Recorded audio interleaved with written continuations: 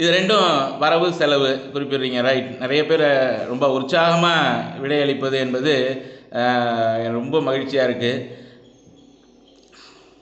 ரொம்ப சிறப்பு, ரொம்ப சிறப்பு சார். அவர் என்ன குறிப்பிடுறார் அப்படின்னு பார்த்தீங்கன்னா, ஒரு துறவி சொல்கிறாராம், இன்பம் துன்பம் இதுக்கெல்லாம் என்ன காரணம் அப்படின்னா ஒரு 6 காரணிகள் அவர் சொல்கிறார். என்ன 6 காரணிகள் அப்படின்னு பார்த்தோம்னா, 1 சுயநலம், 2 உறவு, 3 அறிமுகம், 4 கருணை, 5 எதையும் எளிதில் நம்பிவிடுவது, 6 தன்மயமாதல் அப்படின்னு சொல்லி ஒரு 6 காரணிகளை அவர் சொல்கிறார். எவ்வளவு நீங்கள் சொன்ன எல்லா விஷயங்களும் இதுக்குள்ளார வந்துடும். இப்போ நீங்கள் நம்ம பார்ட்டிசிபெண்ட்ஸ் எல்லாருமே குறிப்பிட்ட விஷயங்கள் எல்லாம் பார்த்தீங்கன்னா இந்த 6 காரணிக்குள்ளார வந்துடும்.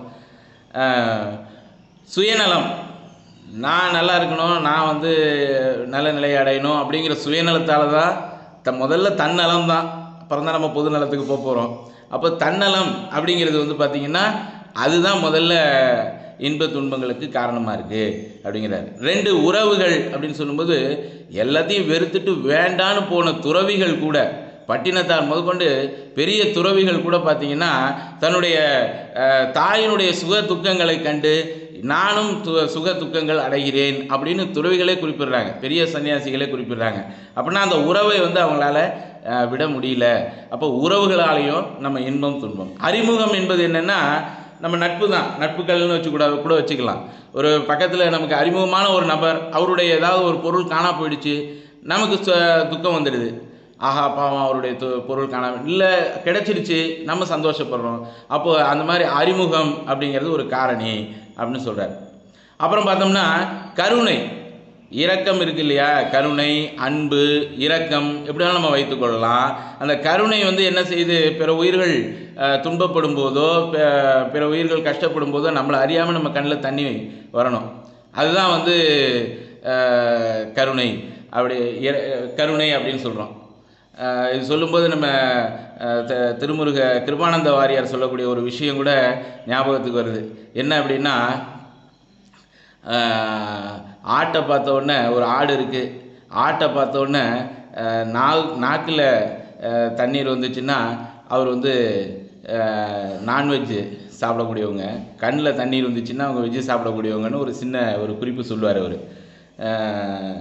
அதுபோல் கருணை, பிற உயிர்கள் துன்பப்படும் போது நமக்கு அந்த இரக்கம் நம்மக்கிட்ட வந்துடுது ஆட்டோமேட்டிக்காக, அதனால இன்ப துன்பங்கள் நமக்கு வருது அப்படின்னு சொல்கிறார். அப்புறம் பார்த்தோம்னா அறிமுகம், கருணை 4வது முடிவு வச்சு. 5வது பார்த்தோம்னா எதையுமே எளிதில் நம்பி விடுறது. ஒருத்தர் வந்து நம்மக்கிட்ட சொல்கிறாரு, இந்த பக்கத்து தெருவில் கோவில்சாமி இருக்காருன்னு அவனை ஒரு முரணை அடிச்சுக்கிட்டு இருக்கிறான் அப்படின்னு ஒருத்தர் சொல்கிறாருன்னு வச்சுங்களேன். உடனே நம்ம ஐயோ நல்லவனாச்சு, என்னாச்சு, ஏன் அப்படி அடிக்கிறான்னா அவன் மேலே ஒரு பரிதாபம் வந்துடுது. இன்னொரு ஆள் வந்து சொல்கிறாரு, அந்த முரணை வந்து போலீஸ் பிடிச்சிட்டு போயிட்டாங்க அப்படின்னா நமக்கு அந்த ஆஹா பரவாயில்ல இறைவன் காப்பாற்றிட்டார் அப்படின்னு ஒரு மகிழ்ச்சி அடைகிறோம். 3வது ஒரு ஆள் வந்து சொல்கிறாரு, இவன் 2 பேருமே சும்மா அவங்ககிட்ட கலாட்டா பண்ணுறதுக்காக சொன்னான், பொய் ரெண்டுமே, அவன் சொன்னது 2மே உண்மை இல்லைன்னு சொல்கிறார். அப்போ நமக்கு என்ன தோணுது, இன்பமும் இல்லை துன்பமும் இல்லை. அப்போ நம்ம எதையுமே எளிதில் நம்பும் போதும் நமக்கு வந்து இந்த இன்பம் துன்பம் ஏற்படுது அப்படின்னு சொல்கிறாங்க. அப்புறம் கடைசியாக 6வதாக சொல்கிறது தன்மயமாதல். இது நம்மக்கிட்ட நிறைய பேர்கிட்ட நம்ம வந்து பார்க்க முடியும். இப்போ ஒரு நாவல் படிக்கிறோம், ஒரு பொன்னியின் செல்வன் நாவல் படிக்கிறோம் அப்படின்னா அதில் உள்ள கேரக்டர்ஸாகவே நம்ம மாறிடுவோம். நிறைய பேரை நம்ம பார்க்க முடியும். அதுபோல் அதில் உள்ள கதாபாத்திரங்கள் என்னவோ அந்த கதாபாத்திரங்களை நம்மளை நினச்சிக்கிட்டு தான் அதை படிக்க ஆரம்பிச்சிடுவோம். அந்த களத்துக்கே நம்ம போயிடுவோம். அதுதான் தன்மயமாதல். அதனாலே நமக்கு இன்பம் துன்பம் ஏற்படலாம் அப்படின்னு சொல்கிறார். ஒரு திரைப்படம் பார்க்குறோம், அதில் வந்து நடிகர்கள், ஒரு ஹீரோ இருக்கிறாரு, ஒரு வில்லன் இருக்கிறாரு, ஒரு நகைச்சுவை நடிகர், பல்வேறு கதாபாத்திரங்கள் இருக்குது. அதில் ஏதாவது ஒரு பாத்திரங்களை நம்மளை பொருத்தி பார்த்துக்க ஆரம்பிச்சிடுவோம். அப்போ தன்மயமாதல் அப்படிங்கிறது. அப்போ நம்மளுடைய இன்பம் துன்பம் 2த்துக்குமே காரணம் என்ன அப்படின்னு பார்த்தோம்னா இந்த 6 காரணிகள் அப்படின்னு அவர் குறிப்பிடுறத நம்ம வந்து ஆசை அது மாதிரி வந்து சொல்கிறத வந்து ரொம்ப விரிவாக நம்ம பொதுவாக நம்ம புத்தர் சொல்கிறாரு எல்லாத்துக்கும் காரணம் ஆசை தான் அப்படிங்கிறது. அந்த ஆசையை தான் அப்படி அழகாக பிரித்து நமக்கு கொடுக்குறாரு 6 காரணிகளாக. இது சுயநலம், 2வது உறவு, 3வது வந்து பார்த்திங்கன்னா சுயநலம், உறவு, அறிமுகம், கருணை, எதையும் எளிதில் நம்பிவிடுதல், அப்புறம் வந்து தன்மயமாதல் என்ற இந்த காரணிகளை நம்ம வந்து சரியாக கையாண்டோம்னா அந்த இன்பம் துன்பம் இரண்டையும் நம்ம வந்து நம்மளுடைய எமோஷ்னல் மேனேஜ்மெண்ட்டுன்னு இப்போ சொல்கிறாங்க இல்லையா, அந்த எமோஷ்னல் மேனேஜ்மெண்ட்டை அவர் அருமையாக இந்த ஒரு 5 நிமிட தகவலில் அருமையாக சொல்லியிருக்கிறார். அதை புத்தகத்தில் படிக்கும் பொழுதே ஆஹா, இதை நம்ம வந்து சரியாக கையாண்டோம்னா நிச்சயமாக நம்மளால் வந்து அந்த எமோஷ்னல் மேனேஜ்மெண்ட், இன்பம் துன்பம் ரெண்டுத்தையுமே எளிதாக எடுத்துக்கக்கூடிய ஒரு எண்ணம் நமக்குள்ள உற்சாகம் உருவாகும் அப்படிங்கிறத நம்ம தெரிஞ்சுக்கலாம். அது எப்பவுமே அவருடைய தகவல்களில் வந்து நம்ம படிக்கும்போது கேட்கும்போதே கேட்டிருப்போம். ஒரு தகவல் சொல்லும்போது அது தொடர்ந்து ஒரு சின்ன நகைச்சுவை துணுக்கு சொல்லுவார். அதுபோல் அவர் இந்த தகவல்லையும் ஒரு சின்ன நகைச்சுவை துணுக்கு சொல்கிறார். அவரே அவர் குறைவாக சொல்வார் எப்போவுமே. அதுபோல் என்ன சொல்கிறார் அப்படின்னா, இதை மாதிரி இந்த 6 கருத்துக்களையும் சொல்லிவிட்டு நம்மால் ஒருத்தர்கிட்ட போய் கேட்டேன், இன்பம் துன்பத்துக்கு இந்த 6 காரணம் தான்ப்பா அப்படின்னு சொன்னேன். அவர் சொல்கிறாரு, இன்னொரு காரணமும் இருக்குது சார் அப்படின்னார்.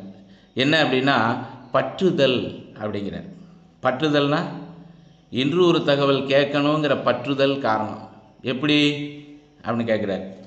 முதல்ல இன்று ஒரு தகவல் கேட்கணும் அப்படின்னு நினைக்கும்போது இன்பமாக இருக்குது. இது கேட்ட தகவல் தானே அப்படின்னு நினைக்கும்போது, கேட்டு முடிக்கும்போது கேட்ட தகவல் தானே அப்படின்னு நினைக்கும்போது துன்பமாக இருக்குது அப்படின்னு சொல்கிற மாதிரி ஒரு நகைச்சுவையாக அவரே சொல்லுகிறார். ஆனாலும் உண்மையிலேயே நமக்கு இந்த தகவல் நிச்சயமாக நம்மளுடைய வாழ்க்கையில் நல்ல மாற்றத்தை ஏற்படுத்தக்கூடிய ஒரு தகவல். நம்மளுடைய எப்போவுமே புத்தகம் அப்படின்னு சொன்னால் அந்த புத்தகம் எப்படி இருக்கணும் அப்படின்னு சொன்னால் நம்மளுடைய வாழ்க்கையில் ஒரு நல்ல மாற்றத்தை ஏற்படுத்தக்கூடிய புத்தகமாக தான், மாற்றத்தை ஏற்படுத்தக்கூடிய ஒவ்வொரு பக்கமும் நம்மளுடைய வாழ்வில் ஒரு மாற்றத்தை ஏற்படுத்தக்கூடியதாக தான் இருக்கும். ஒரு புத்தகம் சாதாரணமாக உருவாகிறது இல்லை. நம்ம நூல் நிலையத்துக்கு போய் பார்க்குறோம். இப்போ அவர் மன்னன், எகிப்து மன்னன் பாரோ சொன்ன மாதிரி மன மருத்துவ நிலையத்துக்கு போய் நம்ம பார்த்தோம்னா எவ்வளவு புத்தகங்கள் இருக்குது. அதெல்லாம் நம்ம படிக்கிறதுக்கான வாய்ப்புகள் நமக்கு ரொம்ப எப்படி இருக்குன்னு சொல்ல முடியாது. ஒவ்வொரு புத்தகம் உருவாகும் பொழுதும் அது ஒவ்வொரு எழுத்தாளனுடைய சிந்தனைகள், எதிர்கால நோக்கங்கள், பல்வேறு காரணிகளை உள்ளடக்கி தான் ஒரு புத்தகம் இருக்குது. நம்ம சும்மா அப்படி எடுத்து படித்து தூக்கி போடுற மாதிரி விஷயம் அது கிடையாது. ஒவ்வொரு புத்தகமும் ஒவ்வொரு வாழ்க்கையில் பல்வேறு மாற்றங்களை ஏற்படுத்தலாம். அது மாதிரி இன்னொரு துணுக்கு ஒன்று சொல்கிறார், இன்னொரு தகவல் ஒன்று சொல்கிறார் பாருங்கள். சில பிரச்சனைகளை யார் யார் பேசணுமோ, யார் யார்கிட்ட பேசணுமோ அவங்கள்ட்ட தான் பேசணும். எப்படி அப்படின்னா, ஒரு கணவனுக்கும் மனைவிக்கும் ஒரு சின்ன பிரச்சனை வந்துடுச்சு. என்ன பிரச்சனை அப்படின்னா, அப்போ தான் அவங்களுக்கு குழந்தை பிறந்திருக்கு. அந்த குழந்தைக்கு பேர் வைக்கணும். என்ன பேர் வைக்கிறதுங்கிறதுக்கு இது சாதாரணமாக எல்லார் வீட்லேயும் வரக்கூடிய ஒரு சின்ன சின்ன என்ன மகிழ்ச்சியான தருணங்கள் தான். தன்னுடைய குழந்தைக்கு என்ன பேர் வைக்கணும்னு ஒவ்வொருத்தரும் ஒரு முடிவு பண்ணுவோம். அப்போ அவர் அதையே ஒரு தகவலாக குறிப்பிடுறாரு, சொல்கிறார். என்ன அப்படின்னா, ஒரு கணவனுக்கு மனைவிக்கும் தன்னுடைய குழந்தைக்கு என்ன பேர், மனைவி சொல்கிறாங்க தன்னுடைய தகப்பனார் பேர் தான் வைக்கணும் அப்படின்னு. கணவன் சொல்கிறாரு தன்னுடைய தகப்பனார் பேர்